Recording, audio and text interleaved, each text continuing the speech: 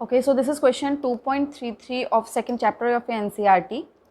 जिस क्वेश्चन के according what transition in the hydrogen spectrum would have the same wavelength as the Balmer transition N4 to N2 of He positive spectrum.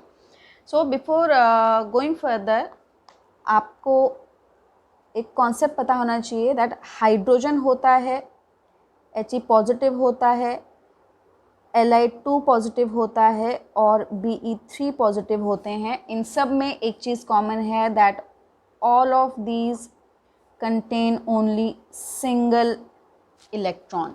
इन सब में केवल और केवल one electron है. And Niels Bohr ने जो अपना मॉडल दिया था, Bohr's model of an atom, उसमें केवल उन्होंने सिंगल इलेक्ट्रॉन स्पीशीज़ जो हैं उनको लेके अपना मॉडल दिया था. मल्टी इलेक्ट्रॉन एटम्स जो होते हैं उनको लेके नील्स बोर ने अपना मॉडल नहीं दिया. सो जो नील्स बोर का मॉडल था that was based on the single electron species. इनमें ये सब आते हैं. इनको हम क्या कहते हैं? हाइड्रोजन. एंड इन सबको हाइड्रोजन लाइक स्पीशीज़. ओके, इस क्वेश्चन में जो दो लिए गए हैं स्पीशीज़, एक लिया गया है हाइड्रोजन एंड दूसरा लिया गया है He positive, this one.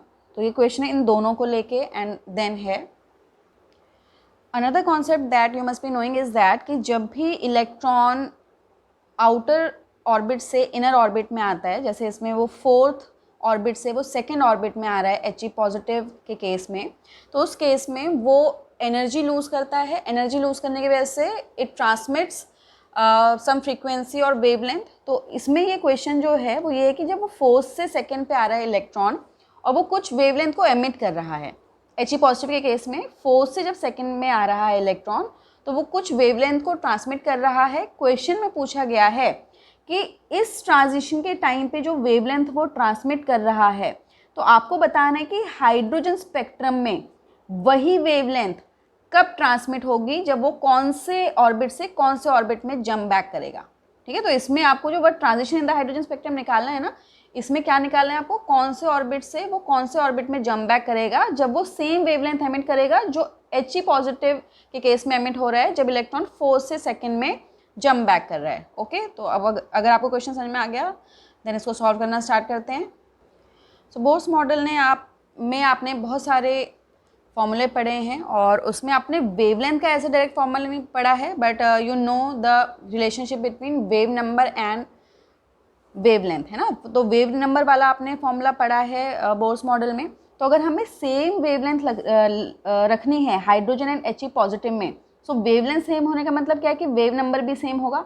So can we write the formula of wave number for both of these, hydrogen के लिए भी और He पॉजिटिव के लिए भी हम वेव नंबर वाला फॉर्मूला लिखेंगे. And that formula is this: new bar is equal to 1 upon lambda is equal to 109677 Z square and 1 upon N1 square minus 1 upon N2 square per centimetre.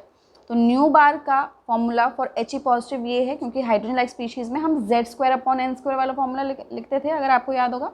तो यहाँ पे Z square और यहाँ पे हमने लिखा है दिस वे. अब इसमें अगर वैल्यूज़ पुट करें क्वेश्चन के अकॉर्डिंग, वो कौन से ऑर्बिट से कौन से ऑर्बिट में जंप बैक कर रहा है? फोर्थ से सेकेंड में. एंड बामर ट्रांजिशन हमें कब मिलती है? जब N1 जो होता है वो 2 होता है. तो N1 में हम 2 रखेंगे एंड N2 में हम 4 वैल्यू रखेंगे. सो उसके according this will become Z का मीनिंग क्या होता है? Atomic number. तो हीलियम का जो एटॉमिक नंबर है दैट इज़ 2. तो 2 का स्क्वायर कितना हो जाएगा यहाँ पे? 4. एंड देन क्वेश्चन के अकॉर्डिंग N1 स्क्वायर क्या रखेंगे हम यहाँ पे? 2 square minus 1 upon 4 square. Okay, is this clear to you? तो ये जो आपका बन जाएगा this will become 109677 multiplied by 4 multiplied by 1 upon 4 minus 1 upon 16. So this value will become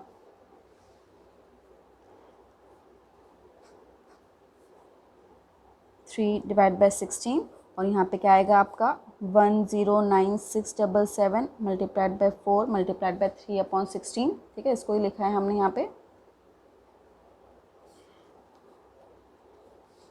so this new बार जिसको हमने 1 अपॉन लैम्डा कहा था, ये क्या हो गया? हीलियम के केस में simply 109677 into 3/4. Let's call it equation 1.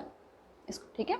अब इसकी आपको वेवलेंथ पता चल गई है रेसिप्रोकल में, और यही फॉर्मूला हमें अब लिखना है इन केस ऑफ हाइड्रोजन, क्योंकि हमें वेवलेंथ दोनों की सेम रखनी है ना। तो अगर हमने यहाँ पे 1/λ की वैल्यू ये रखी है, ऐसे 1/λ हम हाइड्रोजन के केस में निकालेंगे, एंड देन इस इक्वेशन को, वो जो इक्वेशन हमारी दूसरी बनेगी, उन दोनों को हम इक्वेट करेंगे।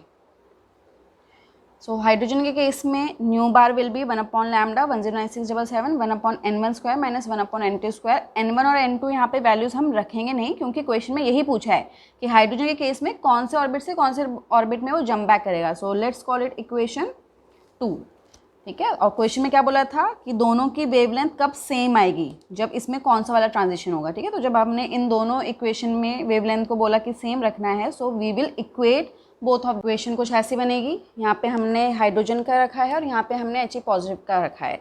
सो इससे ये कटा, and n1² n2² 3/4। Now what you will be doing is that आप डिफरेंट वैल्यूज़ यहाँ पे रखेंगे, n1 की डिफरेंट वैल्यूज़ रखेंगे, n2 की डिफरेंट वैल्यूज़ रखेंगे, and then you will see कि 3/4 कब कब आता है। तो इसमें एक एक करके वैल्यूज़ रखना स्टार्ट करें। n1 लेट से हमने 1 रखा, और n2 लेट से हमने 2 रखा, तो 2 का स्क्वायर जो है that will come out to be 4। सो ये कुछ 3/4 आया। तो पहला ही वैल्यूज़ रखने पे, जब हमने n1 1 लिया और n2 जो है वो 4 लिया, तो हमारे पास जो वैल्यू आई है वो 3/4 आई है, दैट इज़ ये वाली। तो यानी कि n1 जब n1 होना चाहिए आपका 1 एंड n2 होना चाहिए आपका 4 हाइड्रोजन के केस में। सो इसका मीनिंग ये है कि हाइड्रोजन में जब वो 4th ऑर्बिट से 1st ऑर्बिट में आएगा, तो वो वही वेवलेंथ देगा जो इस क्वेश्चन में 4th से 2nd में आ रहा था He पॉजिटिव के केस में।